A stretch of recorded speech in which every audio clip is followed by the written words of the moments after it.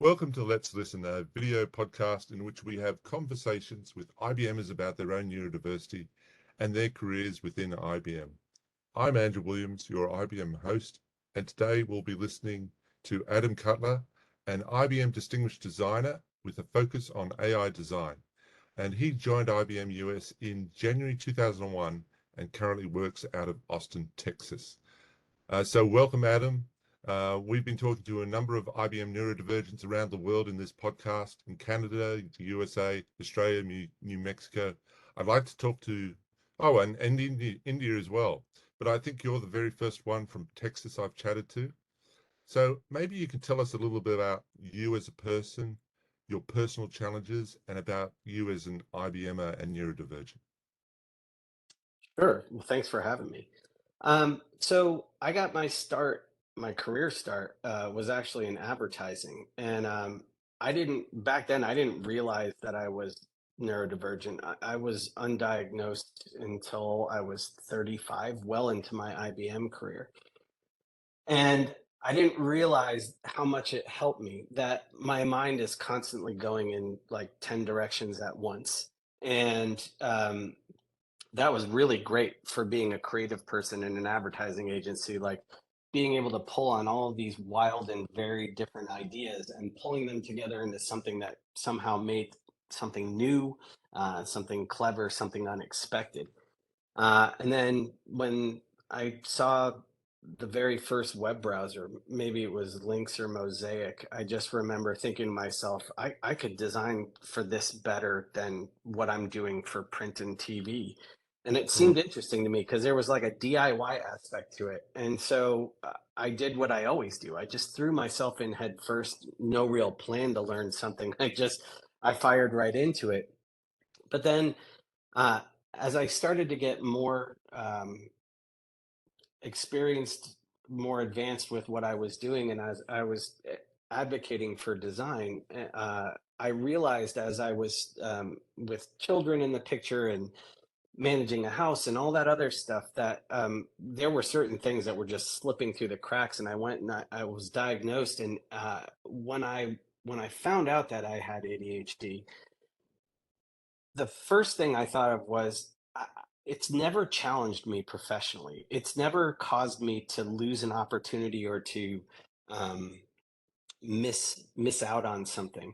In fact, I think it's part of my superpowers, for lack of a better way of putting it. I don't look at it as something that drags me down. I look at it as something that helps me um, put these ideas that seemingly shouldn't go together. Um, I put them together on a regular basis and surprise myself and everybody else around me. So I've never really looked at it as a challenge. I think um, it was learning that I had it let me lean into it, which may sound counterintuitive, but rather than trying to keep it at bay or paper over it, I wanted to take advantage of it, and I have to this day. Mm. So your your role is an IBM Distinguished Designer. So people who are not within IBM and may not be familiar with that job role, can you just tell me what that is?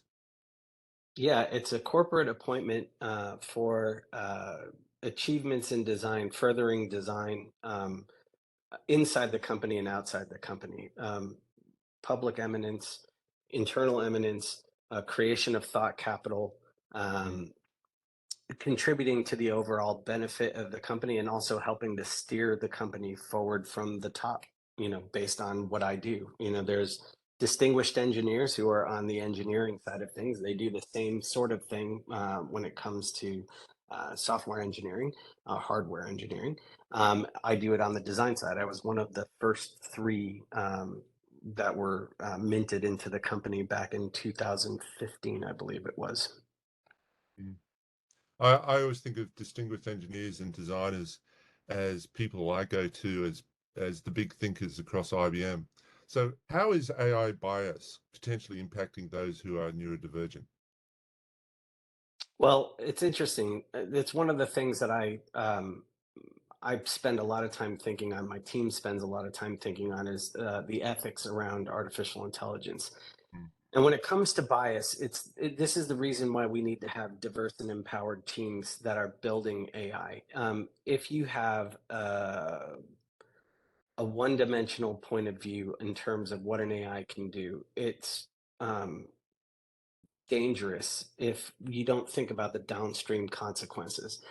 And there are many number of places where bias in AI can do potential damage. When we talk about those who are neurodiverse, neurodiversity isn't just, one state of being. For those of us who have ADHD, like myself, it's the speed and the rate and the quantity of information that's being thrown at us, and it's also requiring us to trust the result. When you start talking about trusting a result, if you're using personality constructs through conversation to get a point across or to deliver an answer, if somebody is autistic, are they going to pick up on those cues? If you're using three-dimensional avatars or avatars of any sort to represent the AI, um, can that be misread? Can it be misconstrued? And are we developing AI in a way that causes a negative response? You and I were talking earlier, before we started recording, about an instance where an autistic person was asked to smile by a facial recognition and emotion recognition system, and their smile was read as anger by the system. And we can't afford to have that happen. It can't be like a whoops, we made a mistake sort of thing.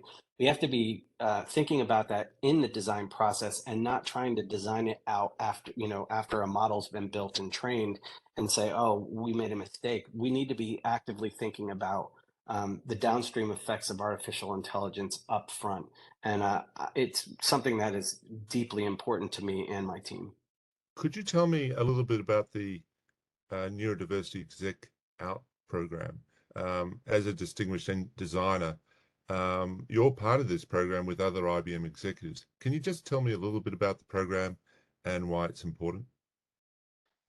Um, I I think it's incredibly important uh, for those who are neurodivergent, as well as those who are neurotypical, to be able to see that executives within IBM are also neurodivergent. And again, like I was saying earlier, I am proudly neurodivergent. I think it's critical that there is visible representation of neurodivergent folks at the top of this organization. It's important because it shows that if you're neurodivergent, there's nothing that's getting in your way of becoming an executive, of being able to be a big thinker, as you describe it. In fact, it may be that those of us who are neurodivergent are holding themselves back, without realizing it. And to have people like myself or others who are executives who are out and doing talks like this, doing Q&As, I think is really important, because it shows that it's not a limiting factor. It doesn't have to be a limiting factor. So I think it's very important, and I'm proud to be a part of it. So, what initiatives are you passionate about driving over the next few years within this program? So I'm a co-executive sponsor for the Austin Business Resource Group for Neurodiversity. Hmm. So a lot of what we've been talking about, I'm doing on a local basis.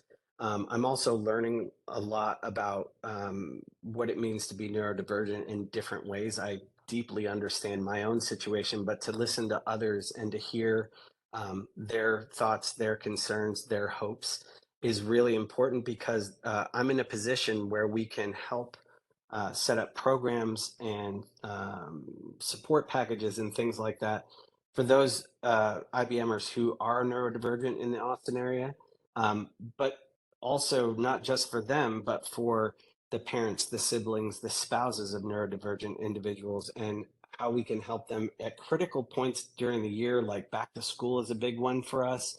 The holidays are another one, coming out of school.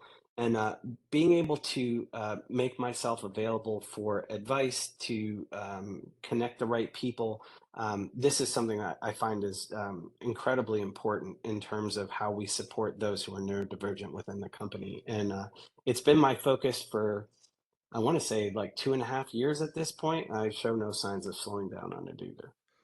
Do you have any advice to someone listening to this podcast and they're neurodivergent and they're considering a career in IBM or some other aspect of IT? What would your advice to them be?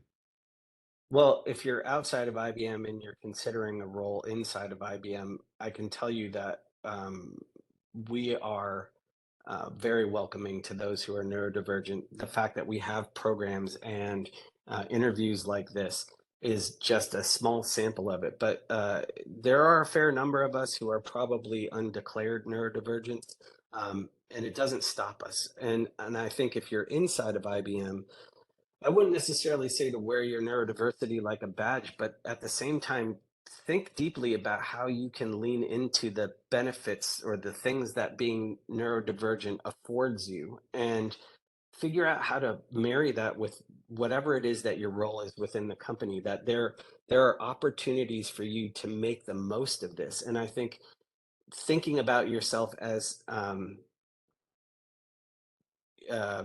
it's not thinking of yourself as being equally capable and as much a part of this organization as anyone else's is critical to the success of those who are neurodivergent. So I would say, tell your story, help other people understand what it is that you go through on a daily basis.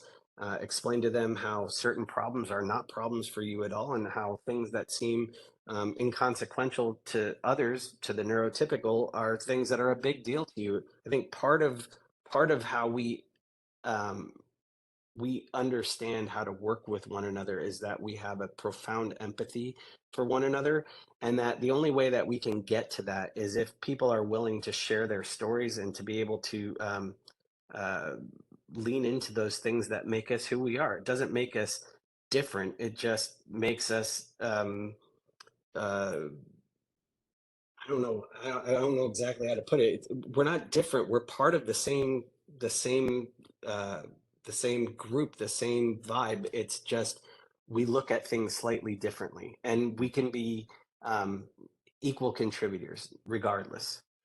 So, Adam, look, unfortunately, that brings us to the end of this Let's Listen podcast. I'd really like to thank you for your time today. Um, if you're listening to this podcast, you have any questions, feel free to post your questions below. Otherwise, you can find more information about neurodiversity at IBM at ibm.biz/let's listen. And as always, thanks for listening to us today at IBM. Thank you, Adam. Thanks for having me.